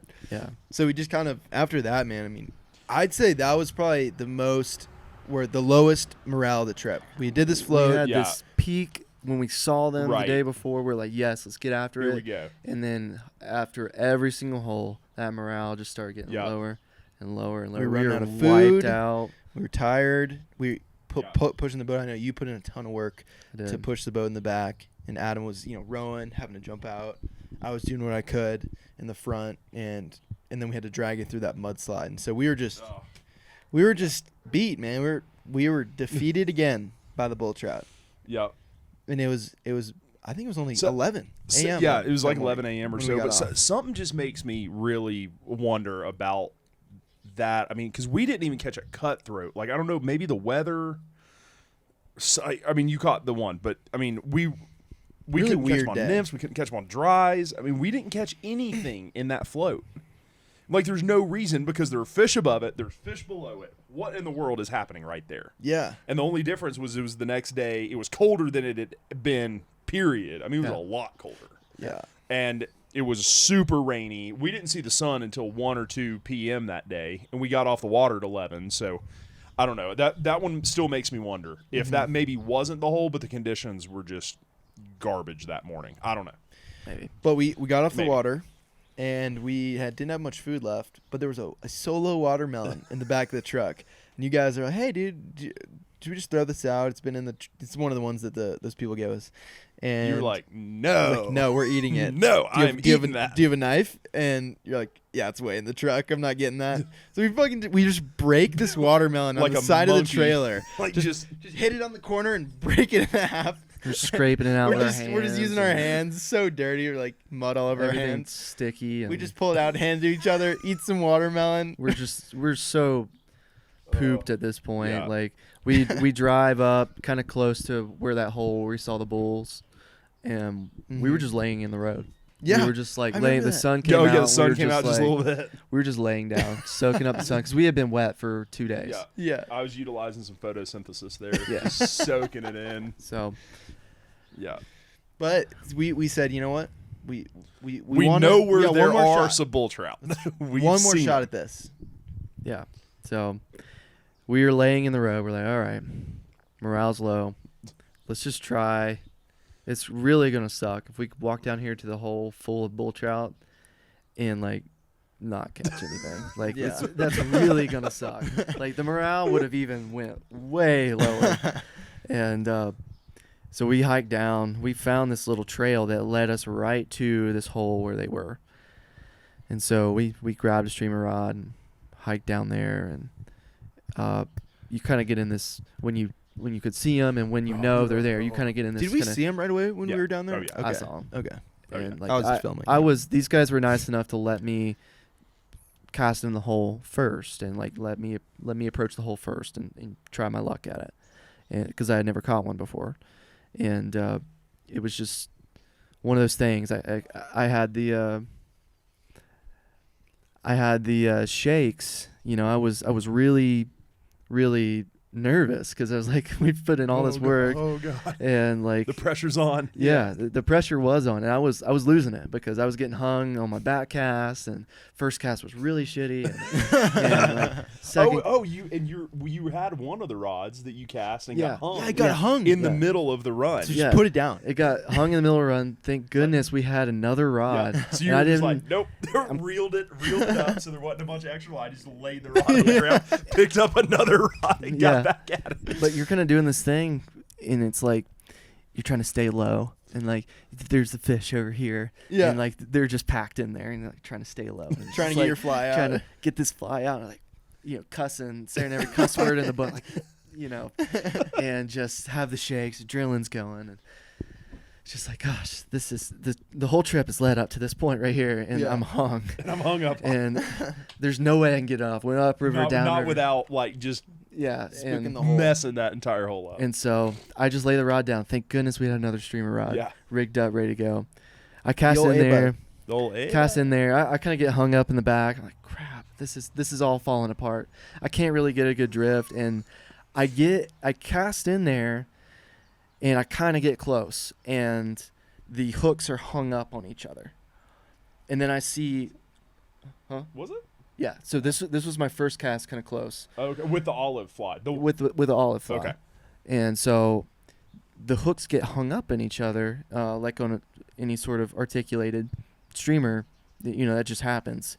And then like 3 bulls like chase, and I'm like, holy shit! Like this is, I really have the shakes, and like I'm really, I'm losing it. And so I get it, and I'm just like doing this, trying to get there's line everywhere, trying to get the hooks unstuck from each other, and kind of step over to the side, have all this line out on the ground, and I make this just big cast, and there's just a lot of excess line just everywhere on the ground, and it gets hung up in like a little stick. I'm just like, crap, man. And like I cast right in the middle of them, and I'm like, this is the best cast I've had. Yeah, I watched because you kind of started at the top of the hole and you were working your way down. Yeah, and there's this little tiny stick that the sinking line has gotten tangled around. Classic. And gosh, I was just like so defeated because I'm like, okay, well, they're not. The hole's done. Like, I'm just going to untangle this real quick and just let my fly sink to the bottom. And I'm untangling this. I'm untangling this stick. And then I feel this pressure on the end of my line. And I just give it a big old hook set. And there's a bull trout on the end of the line. There's a bull trout on the end of the line. And we're all freaking out. And Adam doesn't believe that I have a fish on. I'm like, no, he's on there. Like, I'm filming. I'm like, wait, he's on. He's on. Because I've fished sink tip so much. I know that fly's heavy. That's like the heaviest sink tip line that is sold. And you're sitting there. It's at the bottom of this hole, and you're just like this, and the thing's just sitting in the hole. And then all of a sudden, you're just like, I'm on. And I'm like, no, you're not. Like, that thing just sank to the bottom. And you're hung. Yeah. Now you've put 2 flies in the bottom of this hole. Nymphs. Man, we were joking, and I said it in the video too. We spent this whole trip doing like pretty good drifts and like Big really swings really fishing hard. We're Like, trying to fine tune those drifts. Yeah, and like we were clicking on like the last day, and then I just lost it. I was just so shaky, and maybe the worst cast of the trip. Probably the worst cast and just worst performance of the trip. I don't know. It's the one that did it. And I guess it's just the one that did it. And this thing got on, and slow head shakes, and I'm just like, oh my god! And I end up pulling it close, and Adam does a good net job, and get to see this beautiful fish that we've been chasing the whole time. Work has finally paid off for this whole trip, like all the research that Adam did a year ago. Yeah. And then like all the logistical work and all the 4 things, days of grinding it out. Yeah, all the things in between, the people, the different levels of people that we had to meet. different levels of people, and then he's right there in the net, and I'm like, man, I didn't ever think I was going to get this chance to catch one, and it just probably a cool feeling. It was like 2 weeks ago you weren't going to. 2 weeks prior to that day, we weren't going bull trout fishing. Yeah. Yeah, exactly. Yeah. And I've been wanting to catch one for like 4 years, and then it's just right there in the net. So super cool feeling, and we were super stoked about it. And then what happened? And then so we said it had been like raining on us for 2 days, and so we have the cameras out. Stoke is high. The morale is just at all-time high. Just netted the fish. And then Scotty's like, my camera is like really foggy. Like, I don't know what's going on. So if y'all don't know about cameras, like you have to let them acclimate. And our cameras were in the nice cool truck and had been in a moisture situation for 2 days. And so they were acclimated for that kind of temperature, and the sun was out in full force at this point. Just came out. And so it was just a camera just shit show.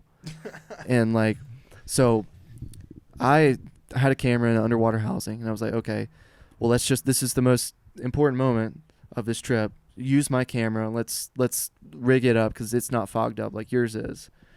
And so we rigged it up, and like we were just, man, we squeaked by on capturing that footage of me talking about the fish, and then eventually releasing it.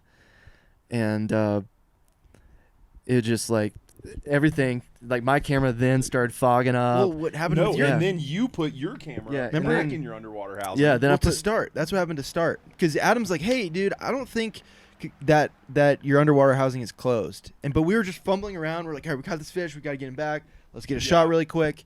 Yeah. and you're running over there. Because we want to be quick, because these things are obviously pretty sensitive, and we want to be respectful of the fish. So he's in the water the whole time. You know, we're trying to be as respectful. I'm like out in the middle of the run, holding him where the moving cold water, and y'all are on the bank, like getting the camera ready, scrambling around. All the cameras are fogged up, and it's just not a good situation. So I get my camera to we strip it down, take the mic off from when Scotty was filming me talking about the fish, just really quick, throw it in the underwater housing. I'm strapping it up, and it's a whole process with the underwater housing. And Adam yells over me. He's like, "Hey, your door's not closed all the way on the underwater housing." I look at it real quick and kind of quickly inspect it, but adrenaline's running through my body. And so. Adam's dumber than shit. Doesn't know what he's doing. I didn't think that, but I was like, no, it's fine. Fine. I checked all the latches. Adam's opinion doesn't mean anything. I dunked that thing underwater, and it's just like air bubbles, like bubbles coming up. And this is like a $3,500 camera, and then probably like a $3,000 housing or something, right? Oh yeah, well the housing, I mean it's waterproof anyways. There's not any electronics. No, it really. wasn't. Well, sometimes. Yeah, in that scenario.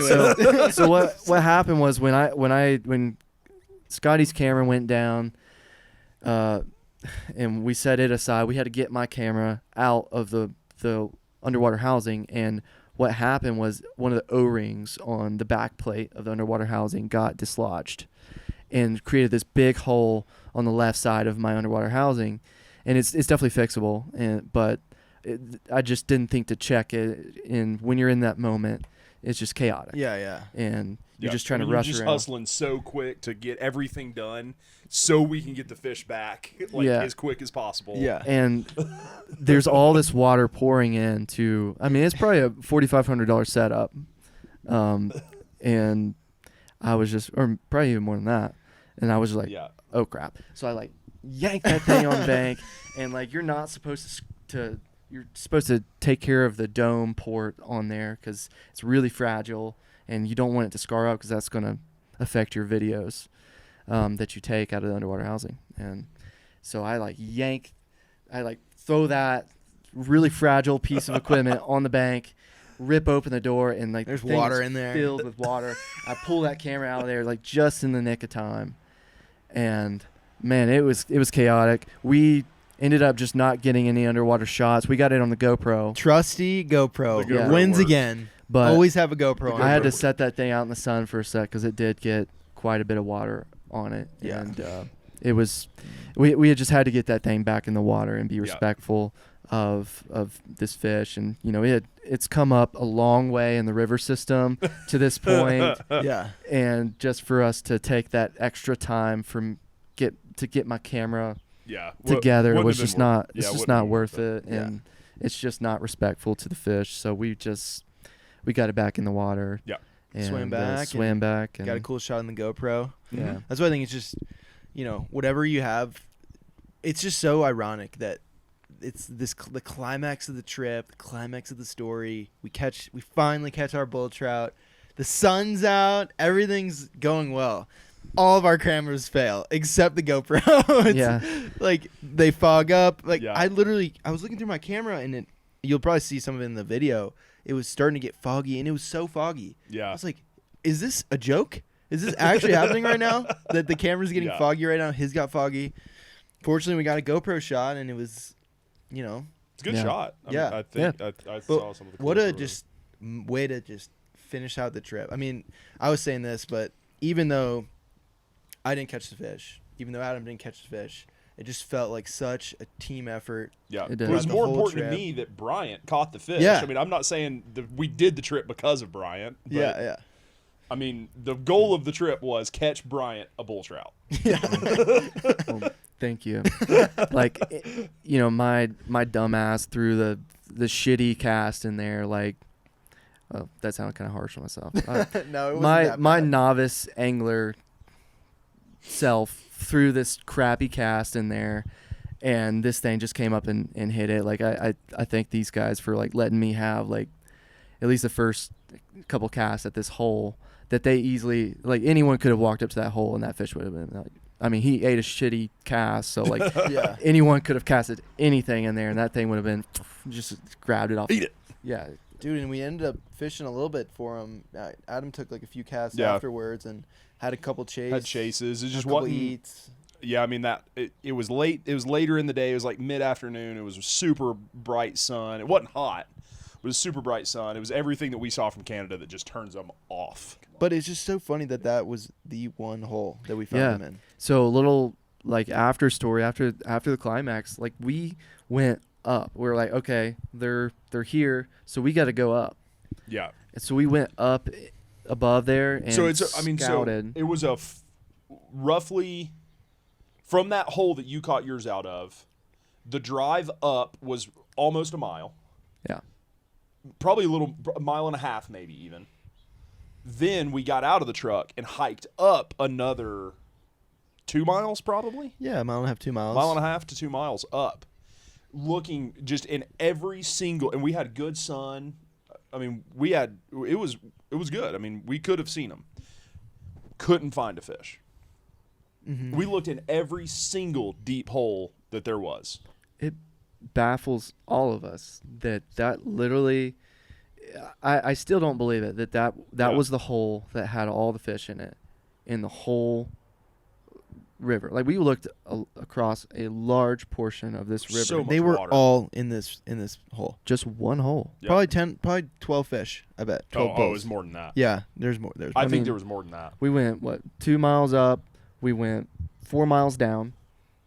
And I Yep. mean, there was probably some in between there, of course. Like we had to have casted over some Yeah, I mean there on had that to have float, been, but those holes that from Canada that we saw, it was like hole, and there would be 20 bull trout in this one hole that you just have to try to find. I mean, it was like textbook from what we saw, except in Canada, every one of those holes had 20 bull trout in it. Yeah. Versus this was like, there was 20 bull trout in one hole, and then there was none Yeah. anywhere. Right, Like, right. what is happening here? Over the last 2 years, ever since I've fished for bull trout, I really had no interest to fish for them until we went on that Canada trip. And they've been just this fish that have just been so elusive and just so fascinating. Some of the things here's a couple of my takeaways from bull trout. I don't understand why so few people are interested in them. It doesn't make any sense to me. Everyone we talked to up there, no one else was trying to catch bulls. It was cutthroat. It was dry fly guys. It was old guys, khaki caps, wearing Orvis vests. Like that's who was up there fishing. And they're probably And slaying it. I don't understand. I mean, they were slaying cuts just Yeah. like we were. someone But I don't told us, understand he was why. like, I don't use a streamer. He was like, oh yeah. He's like, I've never used He it. called it a woolly bugger. Yeah, streamers were woolly boogers to him. Yeah. Like that's the kind of guy. Oh, and wet flies. He swung a wet fly once. Yeah. Like I don't understand why people aren't trying to find bull trout. Yeah. And I think I think some of the stuff I think Montana kind of just locked down bull trout. They were just like, yeah, you're not fishing for bull trout here. You can whatever. There's 2 spots you can things, fish but for. like, yeah, hey, here's a spot. It once every blue moon you can fish for bull trout for 4 minutes a day with a special permit, and you have to have a game warden holding your hand while you do it or whatever. I don't know. It's like so locked down. I mean, it's probably pretty smart. I mean, Yeah, I mean, because I think if the word got out more about bull trout, I think more people would try to find them. Yeah. yeah. Maybe But I don't know. I don't understand why yeah. I don't know, but why more people. They're aren't definitely. I mean, what we kind of concluded is they are in the U.S. It's the very lowest region of bull trout where Yes. they exist, and so obviously they're pretty fragile. They're a native species, and they extend up all the way into the Yukon and all that. So, but I think Montana's taken. They obviously care for the fish, but they do limit you in catching it and Yep. in targeting them, which Yeah. it Which is is fine. what it is. Yeah, fine, whatever. But what do you guys think is the most fascinating thing, or why you guys are so drawn to bull trout? well, the coolest thing is like they start in a lake, and I just learned that this trip. They live most of their life in this lake, and usually it's like natural lakes that have existed in the area for who knows how long. And I just think it's so cool because they're a type of char that really lives most of its life in this lake, and then just gets this idea, just this instinct to go up into these rivers. And it's not like go up into the first run in a river. Yeah. It's like go up 80 miles, 90 miles. Yeah. To the highest point Coldest. of this river, deepest hole, like, and I just think they're so cool because you have to put in a lot of effort to get back to them because they're in these just really, really remote places. Yeah. Middle of nowhere is where they live. I mean, there's no place that a bull trout lives. It's like in the middle of a city or like it just doesn't. Middle of that just nowhere. doesn't exist for them in the rivers, And in the lakes or whatever. It's different. It's cool that they're just doing that. They just do that. Yep. They're doing their thing, just cruising upriver, and it's kind of like to me, it's like they're kind of, I don't want to say like taunting me, but it's like it makes me want to go that extra couple miles into the backcountry and like find these things. It's just something about it is really cool. They're a really badass fish. Yeah, you don't catch bulls for their cell service. you don't catch them around other people. Maybe if you're in Canada. Maybe so, but at least for what we've seen and around here, the bull trout. I mean, they're extremely elusive from what we've seen, but it also, like, when you find them. I feel like, which is it's extremely rewarding. I feel like I thought a lot of times that last day, it's way more like hunting than fishing. Yeah. I mean, we scout. We're walking around without fly rods, just like these big elk hunters or guys that are deer hunters or duck hunters walk around preseason without ever carrying a gun or anything. They just are walking around scouting with binoculars, trying to find them. And then finally you find them, and then you get a couple shots, whatever. But you're like, okay, I've got to get in a position. I'm getting ready, and I've got a couple shots to get this fish to eat until they spook or whatever. And it's way, way more like hunting than it is fishing to me. Yeah. It's like you're just hunting but with a fly rod. But obviously, like, we like bull trout fishing. If y'all want to do a bull trout trip, like, make sure you follow the rules and follow the regulations because they are a fragile species. And they live in some cool places, and just be respectful of these fish. They're really cool, and we're at the very southern portion of their range. And I was just reading on the internet a second ago, there are some places in the southern portion of their range where they're just gone. Yeah. Like Northern California, there's some places in Northern California I was reading that used to have them. Yeah. And I don't think they do anymore. Extinct out of some of the systems that they mainly stay in water that is 55 degrees and below. Yeah, is what they said on the internet. Definitely think that water that we finally got up to was such a drastic difference. Cold. Yeah, compared to the one downstream. Yeah. I think too, just the locations that they're in are just so amazing. Yeah, and just the whole experience of it. Yeah. Not only, like I said before, not only are you targeting bull trout, but there's amazing cutthroat fishing, and you go to these locations that you never would have gone to otherwise, and you see these, you go up the next bank. Let's just see what's up the bend. Yeah. And then what do you know? You're miles upstream, in the middle of nowhere. Right. And that's, I don't know. I think it's addictive. One of the things from this trip, just the biggest takeaways is, when you finally do get to separate yourself from the distractions back home, from the constant day-to-day of your phone, you really are, like, we were just focused. We were so focused on our goal to find these bull trout the whole trip. And I felt like we all got so much closer this trip.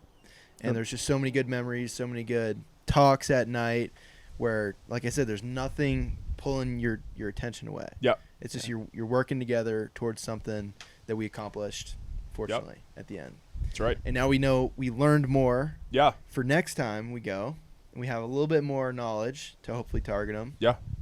I mean, I would say even as much, as smallmouth fishing or trout fishing that I have done, I definitely still like to walk away from every trip being like learning, taking away 2 or 3 good key points. Like, okay, great. We learned something from this trip. Yeah. Yeah. that will help me out for the next one. Right. So, I mean, I know you say a lot, the tow, just time on the water, just spending the time will get you better at it. You really have like similar takeaways. Like really the only difference, at least for me, I don't really fish in places where there's a lot of people. The only difference between this and like another fishing trip I do back home is just the different species. Like I'm always seeking that like situation I can put myself in where it's like looking around let me look around that next bend. Like this place is so cool. Like this water's awesome. This scenery is amazing. And I don't know. It's that uncertainty. Yep. I love it. That's the biggest. Yeah. And I know we don't typically share where we're fishing because I think we want to give you guys the opportunity, hopefully, to learn from our experiences. Yep. Not so much where we're fishing, but more why are we going to these places and what are the things that we're learning throughout the trip that can help you when you're putting together your trip and you're trying to target a species that might not even be bull trout. It could be something else. But I think hopefully through these podcasts and this video, you guys learned something and hopefully can plan your own adventure going forward. Yeah. So, Do your own. I mean, don't copy us. Like, just do your own thing. If you see, doesn't even have to be bull trout. Just if you see a species or see a trip that you wanted to do, you don't even have to fish. If you see a place you want to go, like just plan it out yourself. Don't just be camp. If you want to go camp somewhere. Yeah. If you want to, you have all the power to make a trip like this happen. It just takes a little effort. And that's easy for me to say and Scotty to say since we didn't plan this trip. Yeah. We have planned trips before, and it's just, I mean, we can't get out and go do it. Yeah, we can't encourage you guys enough just to go out and go do this. Yeah, I mean, I know we talked yourself. about bull trout a lot, but everything that I said I feel like is applicable to anything. No matter what species you're looking at. Look at a habitat chart. A habitat map. Make sure that the fish that you're targeting lives in the area that you're talking about. Google some stuff, some information on it. See if there's anyone's done a YouTube video on that river. I mean, even if they're not fly fishing, if they're spin fishing on that river, great. Those guys might be catching them. And then, you get some intel from that and just keep kind of going. Talk to people while you're out there. If you see, I mean, most people are pretty nice, I at least feel like. Hey man, you catch any fish? You see anything about bull trout? Whatever. Just keep going, and don't get just discouraged if you hit one roadblock. Like son of a no, it's over. It's over. Gotta stay positive, keep the morale high. And I mean, the last thing I would say is just remember what that level 3 said at the boat ramp or at the boat inspection place. So get after it. Get after it, folks. All right, we'll see y'all at the truck rodeo. We have to get Bryant to the airport. Yep. Truck rodeo, Oklahoma. Not Texas. Don't do it in Texas. Yeah. And last thing I'll say, especially right now, 2021, there's a lot going on. There's a lot of stuff on the news. There's a lot of stuff just in the world that's happening, and it's very easy to get caught up in the day-to-day stuff on the news. So definitely, I encourage all of you. There's a motorcycle. I encourage all of you, get outside, get out of cell service a little bit, and just really take some time to get away from all the, the hustle and bustle of your day-to-day job. And it's good for you. It's good for the soul. Put your phone down. Put your phone down. Force yourself to put your phone down by going somewhere that you don't have service for 4 days. Turn this podcast off. Maybe download it if you're going to the backcountry, but turn this podcast off and go get after make some it. time. Get after it, baby. Sweet. Well, we're going to get Brian to the airport, and we'll see you guys in the next episode. Bye. See ya. Peace. Thanks for tuning in.